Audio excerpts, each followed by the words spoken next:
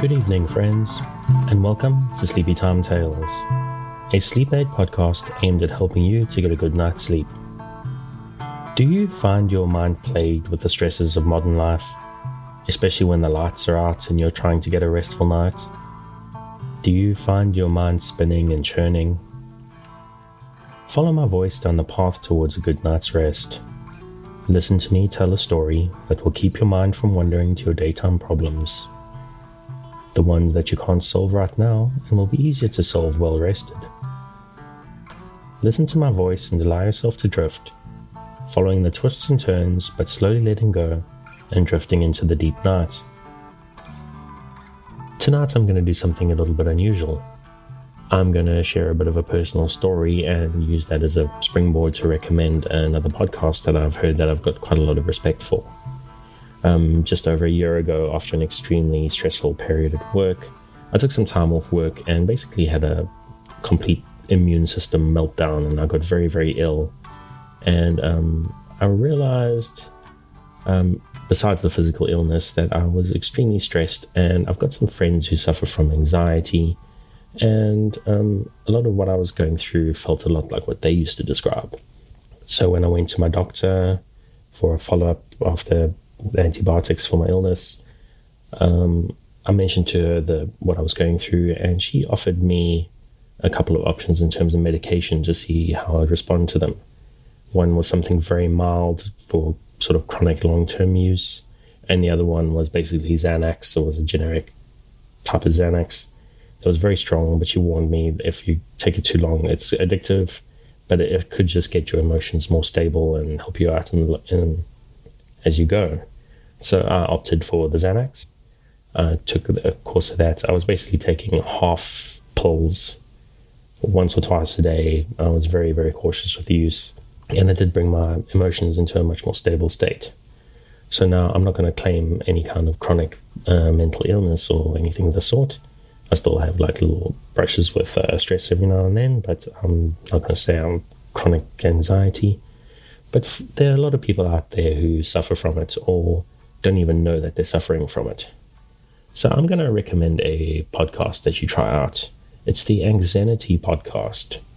Look for the link in the show notes. I'm going to link you to the Twitter and the subscription page.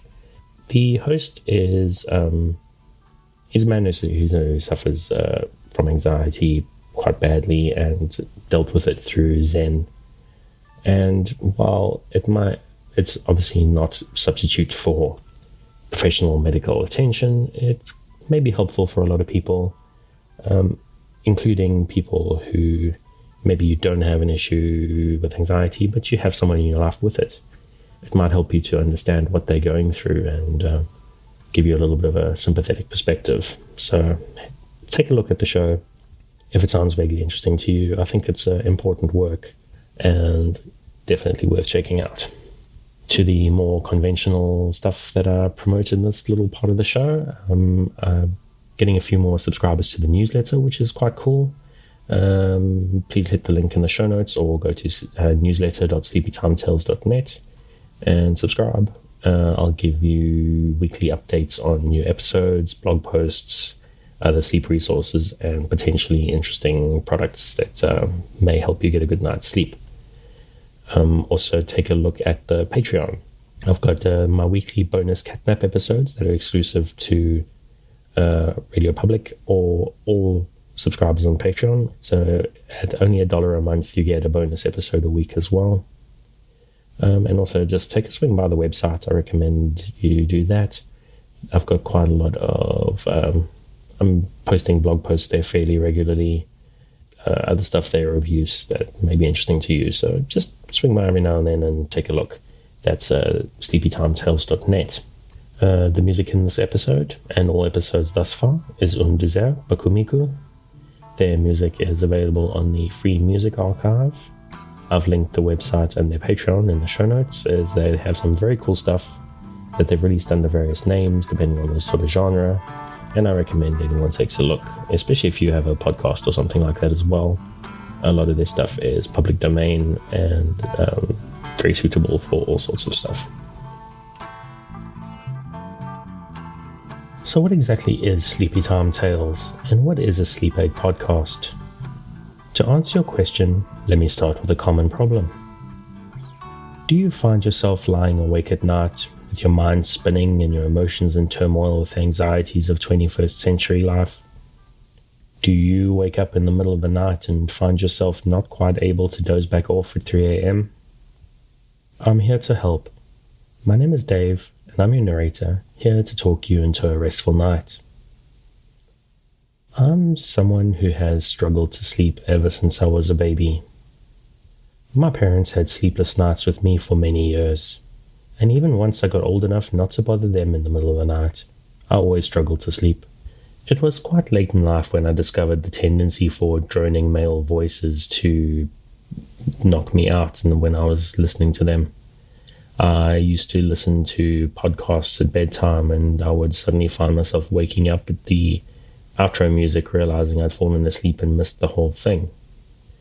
I eventually even started listening to some video game podcasts and other podcasts specifically for the purpose of falling to sleep. Until one day I discovered that sleep podcasts actually are a thing.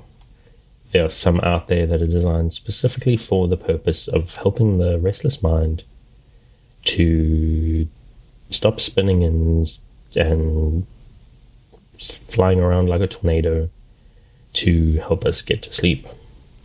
I tried one specifically that worked very well for me, and while I know a lot of other people who struggle to sleep, every time I recommended it to them, it didn't really work for many other people.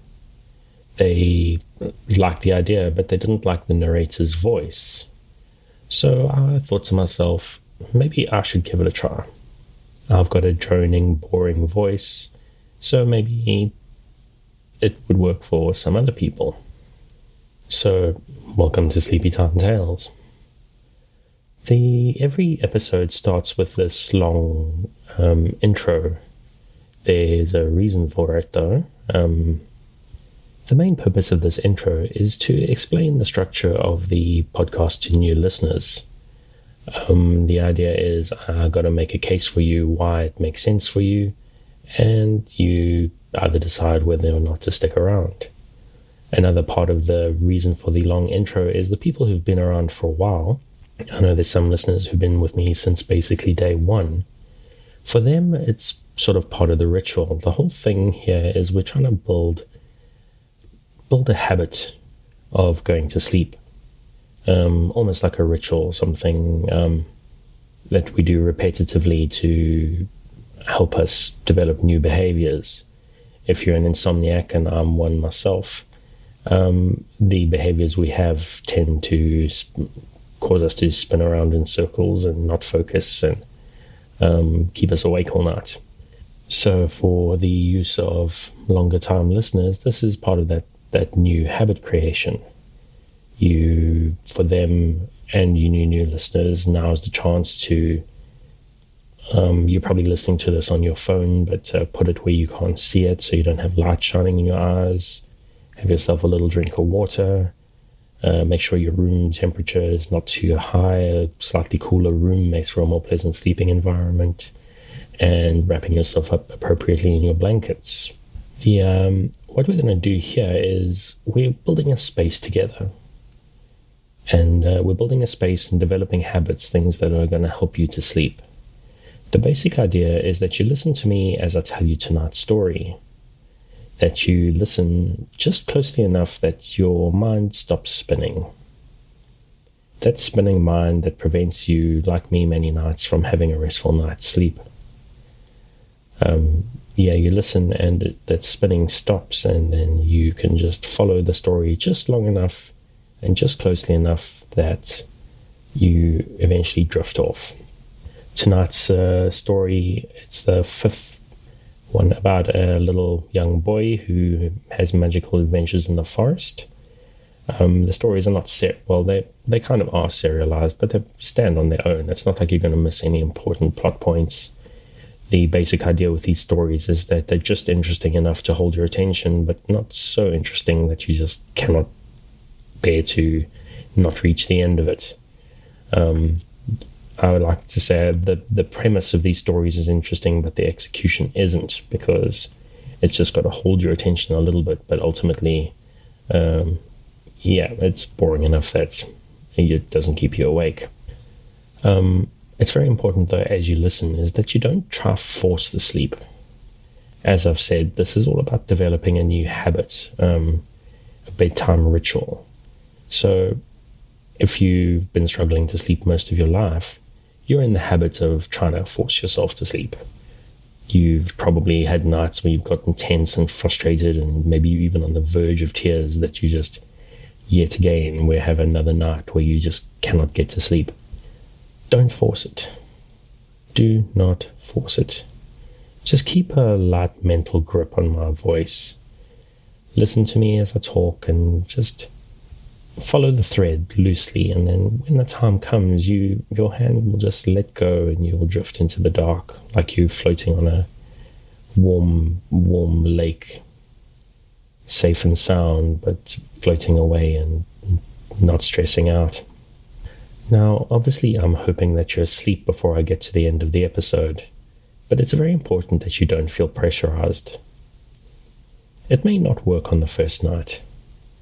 Maybe it'll take a few nights for you to start developing this new habit of sleeping.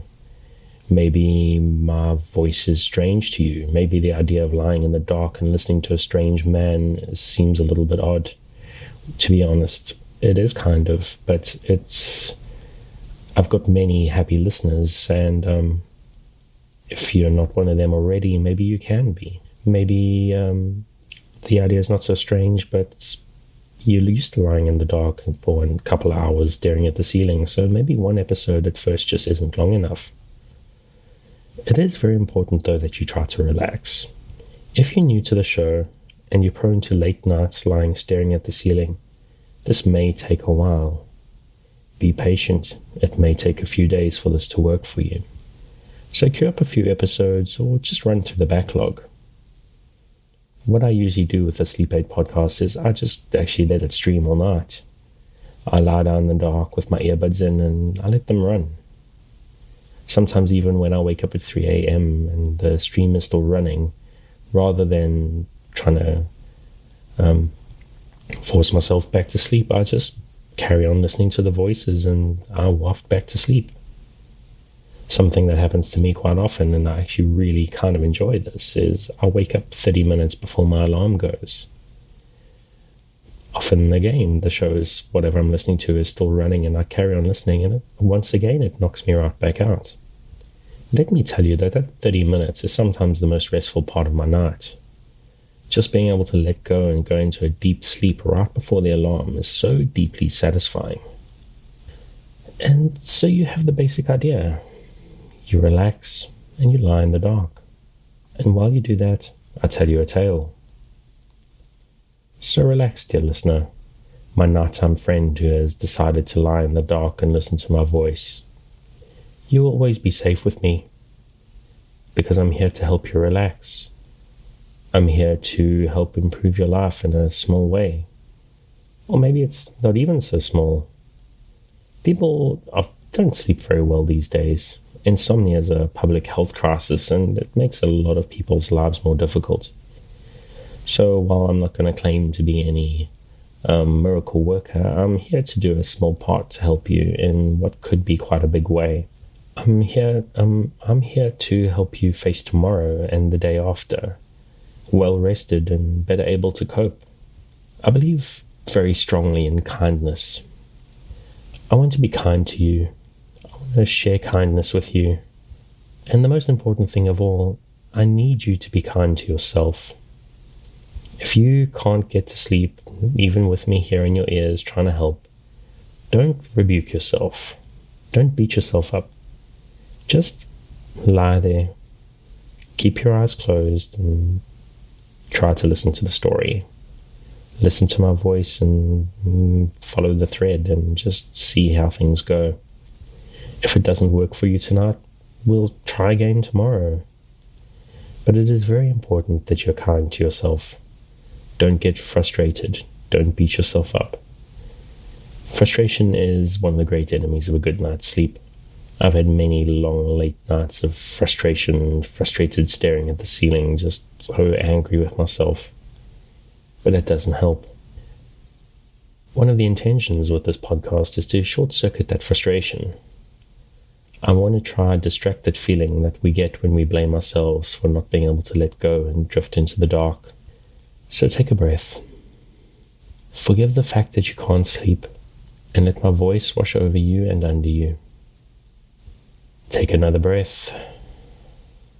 Imagine the warm darkness rising up, inviting you to sleep and to a better life starting tomorrow. And if you can't let go, be kind to yourself. Forgive yourself and try again tomorrow. If you've had a life of insomnia, sleep sometimes feels like an enemy.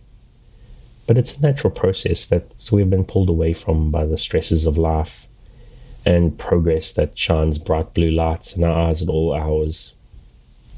I'm here to work with you, to create a safe space, a cocoon in which you can curl up and allow nature to take its course. So if you're still with me, thank you for staying. If you're already asleep, we'll chat again soon. And of course, you aren't hearing me, except maybe in a dream.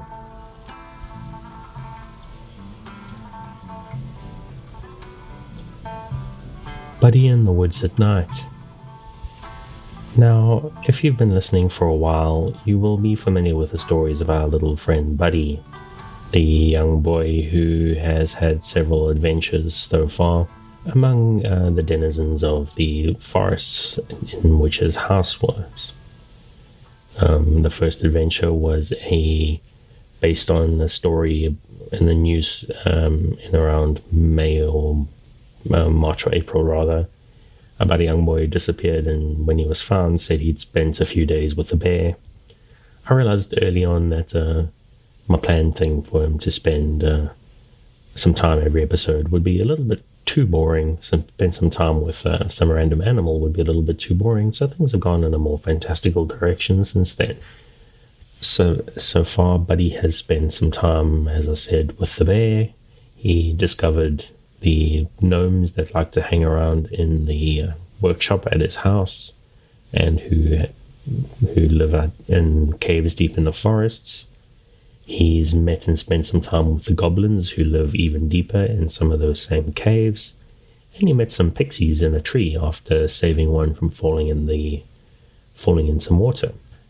But he spent many, many magical days in the woods during that special summer. He would disappear soon after breakfast and go and play, spending most of his time with his gnome friends Freddy and Crystal and Carol, although every now and then he would spend some time as well with some of the pixies, and he would even go into the deep caves and spend some time with the goblins, even helping them mine and learning to work gems. He was a young boy and already developing some very interesting skills, most of which he could never share with his family, because who on earth would believe that this young boy was spending time in the woods with mystical fae creatures? No sensible parent would, I don't think, and I don't think you could really blame them. So he spent a lot of time tearing around the woods in the company of the mischievous creatures, the ones specifically the pixies and the gnomes during the day. But the one thing that was common was the adventures always happened during the day. He would meet the gnomes early on, and they would take him off to play. But now, it was coming around to midsummer when the gnomes came to him and told him something really, really wonderful. They told him that midsummer was the time that the faeries started to appear. Now, the faeries in question are sort of very similar to the not very common popular culture one, but the more common mythological type fairy, the fae who would appear from the parallel world that they live in and come and walk on the human world among nature. They're the sort of Tuatha type fae folk who tall, beautiful people, unearthly and strange. Freddy told him, however, that although there are stories of fairies stealing children and causing mischief. Generally speaking, they mostly left human beings alone. They didn't like to be disturbed, and most of the reason they had bad reputations was basically from the times when human beings hassled them. They would respond and cause mischief in populations that had bothered the fairy populations nearby.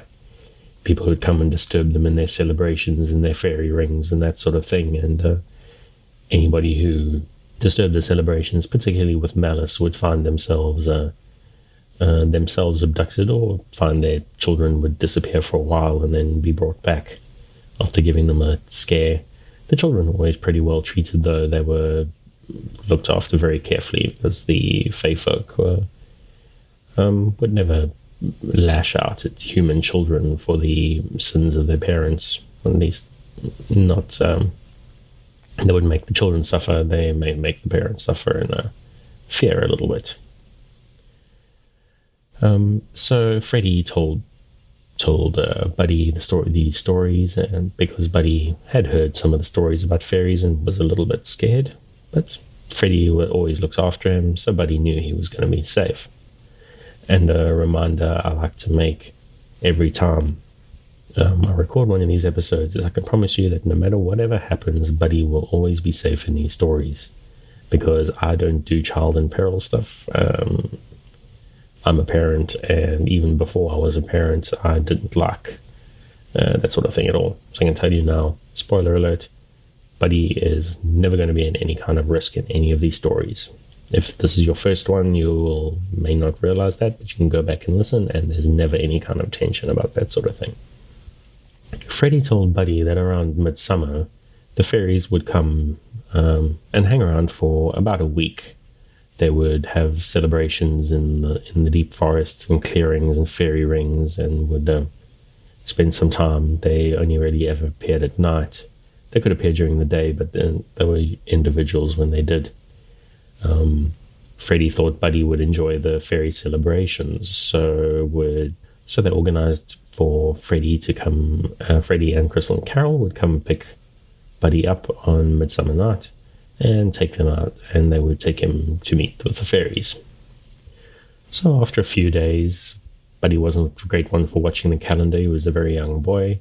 But a few days later, after a lot of playing in the woods and getting up to mischief with the gnomes and some of the pixies, Freddie told Buddy that the next night they wouldn't come during the day. They would give him a chance to rest, and they would come and fetch him at night and go take him to meet the fairies.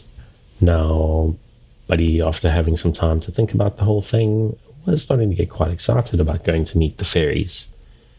His family had some very old books, and he read through some of them. And while, as I say, some of the stories were a little bit scary about fairies getting revenge on people who bothered them,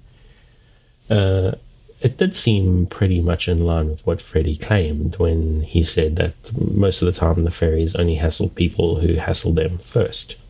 And since Buddy never hassled anybody, he was getting quite excited about this whole idea.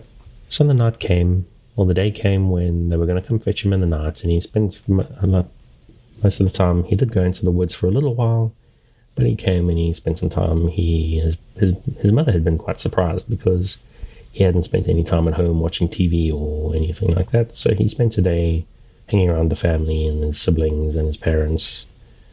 And it was one of the first times that he had spent any extended period of time hanging around with the family during this whole summer holiday. After dinner, he had a very satisfying dinner, had a bath, and went to bed early because he obviously had a big night planned. He did fall asleep for a while because it was almost midnight when Freddie and Crystal and Carol came to wake him. He'd left his window open slightly, just enough for the gnomes to get through. Now, the gnomes, if you listen to the episode about them, you would know that they are actually spiritual beings that generally take the form of small humanoid creatures. So even the smallest gap they could get through, because they would just go incorporeal and squeeze through the spaces. So Freddie and Crystal and Carol came and got through the tiny little gap in the window, took their forms, and woke Buddy up, all jumping on his bed together, and woke him up. And he was a bit surprised at first, but he was quite delighted. He hadn't planned to fall asleep, but these things happen, especially when you're a young boy and going to an adventurous time ahead. Buddy's home was a single-story home, and at the time the gnomes came for him, everybody had already gone to bed.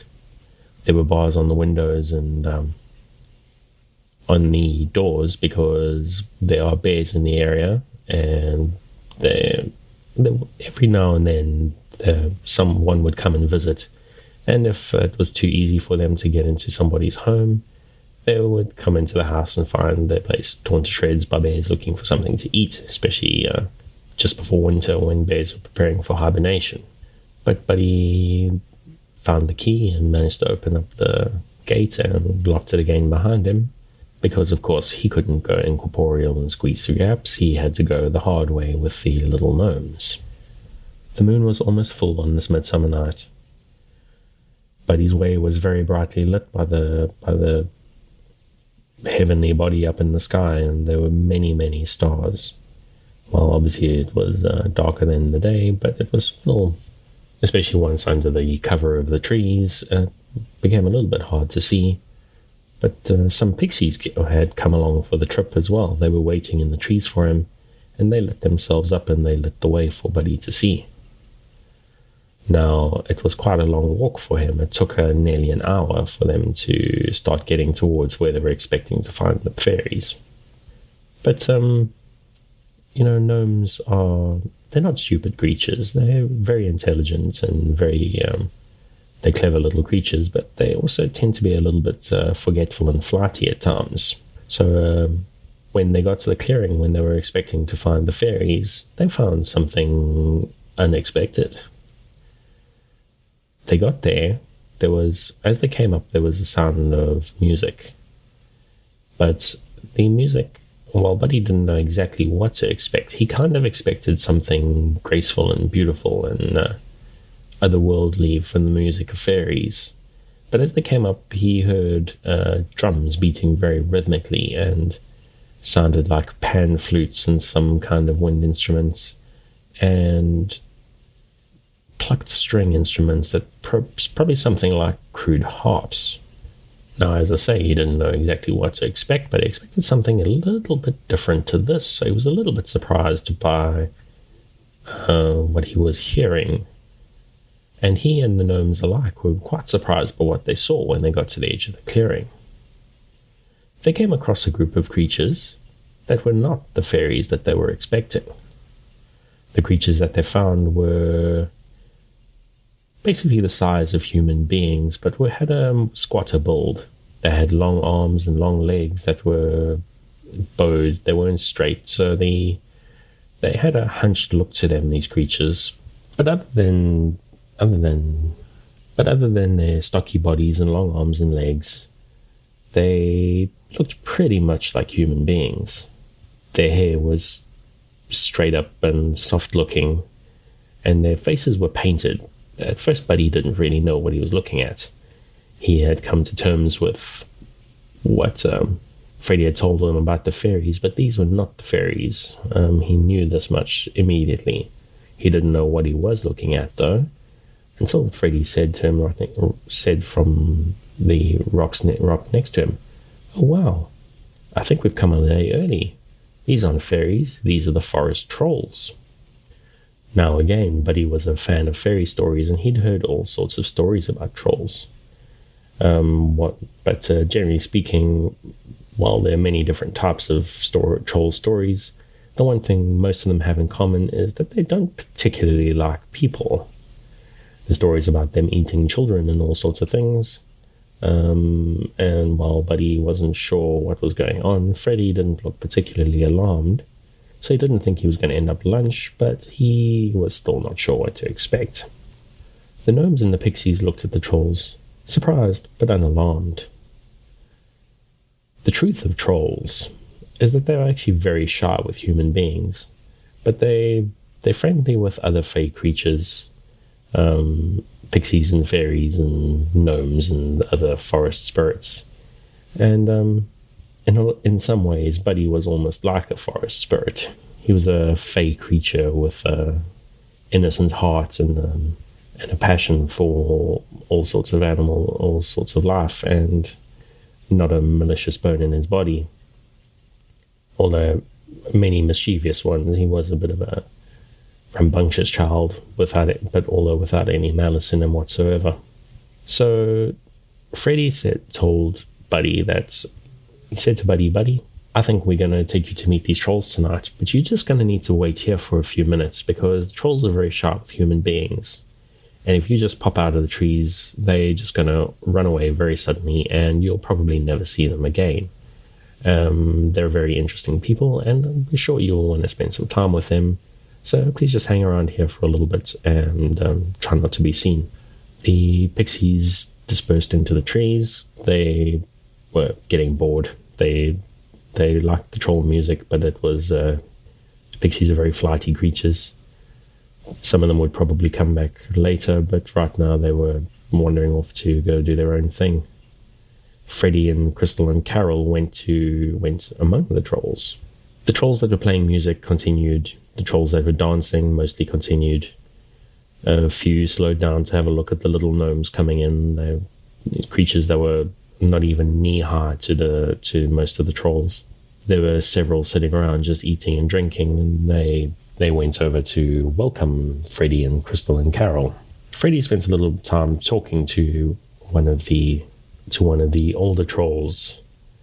He went up to Dorkaraz, who was the shaman of this local troll tribe. Freddy went to Dorkaraz and said, "Greetings, friend Dorkaraz. We haven't seen you around this area for a while. We didn't think you guys were going to be here for the coming of the fairies." Dorkaraz said, "No, we're not really hanging around for the fairies. Tonight's one of our sacred nights, and we're coming and having a celebration. But by the time they get here tomorrow, we're going to be long gone." Freddy said, "Oh, it's tomorrow, of course. Lost track of the time, and I thought today was Midsummer's Day." Dorkaraz laughed and said, "No, it's not midsummer, it's just a full moon, which is our day. But you're welcome to come and join us for our celebration nonetheless, and you and your friends." Dorkaraz took a deep, deep sniff of the night air and hesitated a second. "But friend, you've come with other company besides yourselves." Freddy said, "Yes, indeed I have. I came to speak on his behalf. We're here with a young human child. His name is Buddy, and he's spent many weeks in our company. He's a wonderful child with no malice in him, and he keeps a very good secret. He's never told his family about the time he spent with us." But Freddy shrugged and said, "But then, who would believe it anyway?" So we were wondering if we could bring him to join the celebrations. Dorkaraz looked at Freddy and Crystal and Carol, all of whom nodded excitedly. "Well, friends, my little gnomes, if he's any friend of yours is a friend of my tribe, feel free to bring him through." Freddy and Crystal sat down with Dorkaraz while Carol ran to the edge of the clearing to call Buddy. Buddy, come through. The shaman has given you his permission."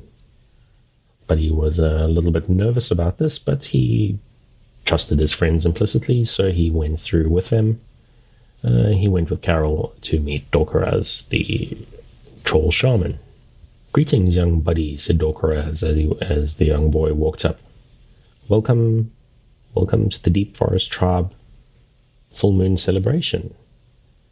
"Oh, thank you very much, Dorkaraz," said Buddy. Obviously, Dorkaraz had introduced himself at that point as well. I left out that bit. "Thank you for welcoming me. My friend Freddy tells me that trolls don't usually like spending time with human beings." Dorkaraz nodded and said, "This is very true, my young friend. Over the centuries, we trolls have not had the best time with human beings, so we tend to avoid them as much as possible. But Freddy has spoken for you. He says that in many ways you're practically one of his own tribe, so we'll be happy to extend a welcome to you. We're glad to have you with us." "Thank you very much," said Buddy. "Thank you for your hospitality." Some of the trolls, a couple A couple of the trolls that had danced had stopped to watch this in curiosity, but many of them were enjoying their dancing so much that they didn't really slow down much.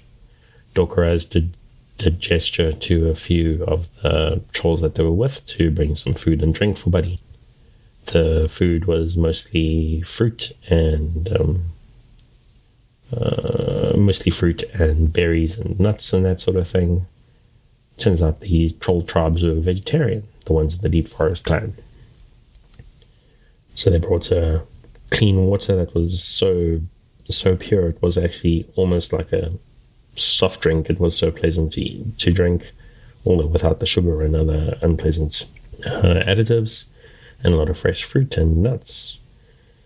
Buddy sat and listened to the music, and he and Dorkaraz and Freddy actually had quite a pleasant conversation about various little things. Dorkaraz was fascinated by the adventures that Buddy had had in the time that he'd been wandering around the forest with the gnomes.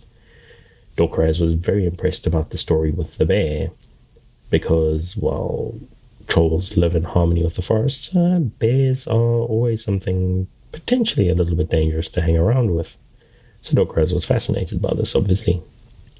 But he picked up that Buddy had a very innocent spirit, if a slightly mischievous streak.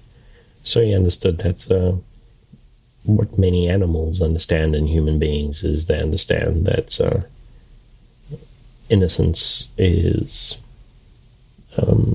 something special and something to be cherished, even in species like humans, which very often conflict with the nature around them. But tonight was a time for celebration.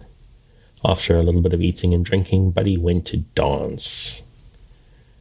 The music that the trolls made seemed rather primitive, but it was polyrhythmic and just made anyone who listened to it want to dance and move.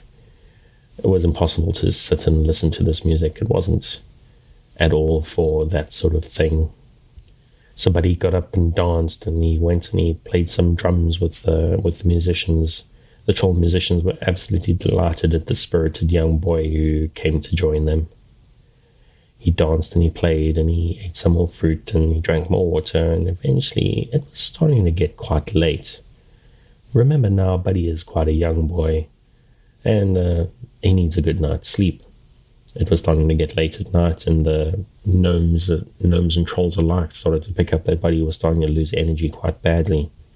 Freddy had realized that they tired him out too much, and it was going to be a bit of a struggle of a trip to get him home, because they had walked for nearly an hour to get there. But Dorkaraz offered a couple of trolls to help Buddy get home. Buddy at first wasn't too sure how to deal with or how to take this, but he had had a wonderful time, and he trusted the trolls when they picked him up and started carrying him through the forest. Now, fey creatures, trolls and gnomes and sprites alike, really can move at amazing speeds through trees and grasses and the whatnot. And the trolls, something about the way they picked him up and carried him, it was like he was being carried by a mist, only faster, and it felt like seconds when he got to his house. The trolls even somehow carried him through the locked doors and deposited him in his bed as he started to fall asleep. He woke up in the morning after, a very short but very well-rested night. He hadn't slept very long, but there was something about the celebration that just made the night a very deep, restful sleep. He did, however, sleep in quite late, which is unusual for him.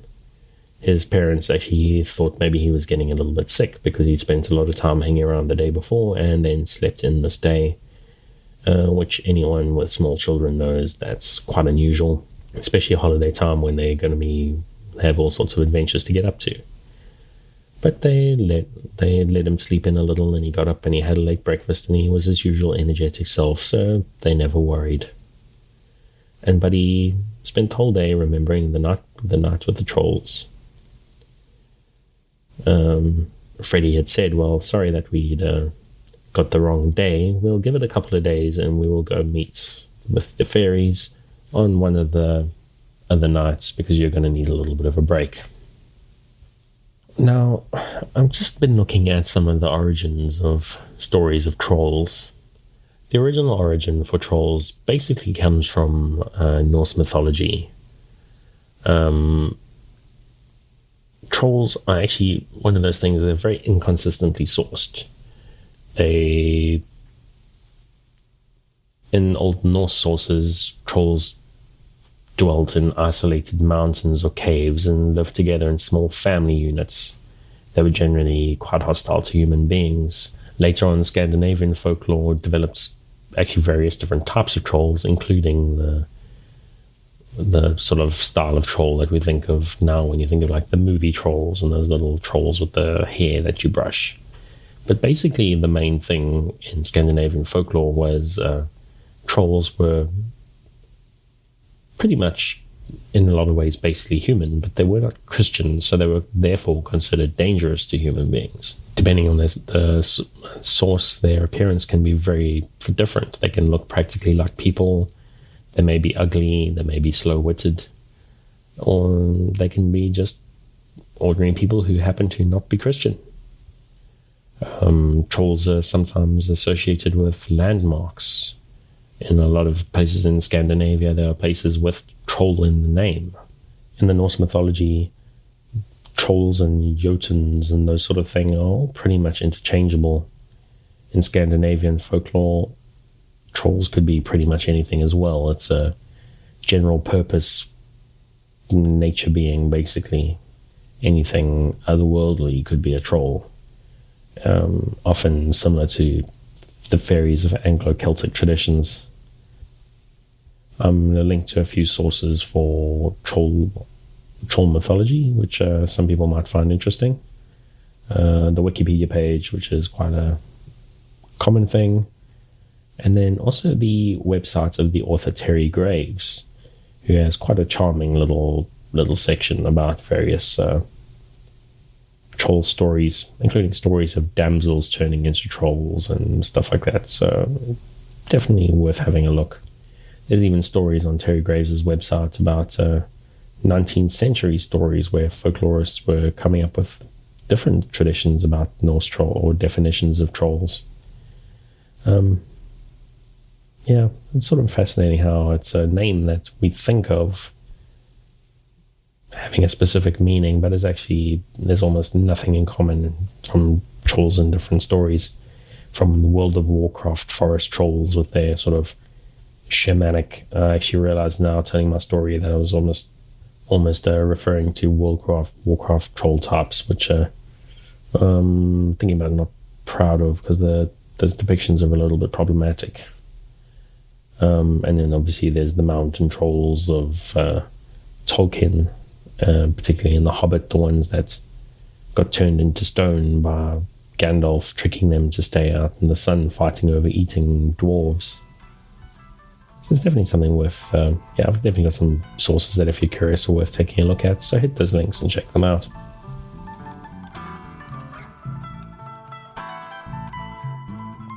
Thank you for joining me once again on this episode of the Sleepytime Tales podcast, the sleep aid podcast that's designed around a bedtime story to help you to get a restful night. New episodes will be released every Sunday night to give you something fresh to help you rest in a new week. But make sure to subscribe in whatever service you use so that you get new episodes and maybe the odd bonus whenever they come out. A reminder that the music for tonight is Un Désert by Kumiku. Check out more of their work on their website and their Patreon, which you will find linked in the show notes. Good night and sweet dreams.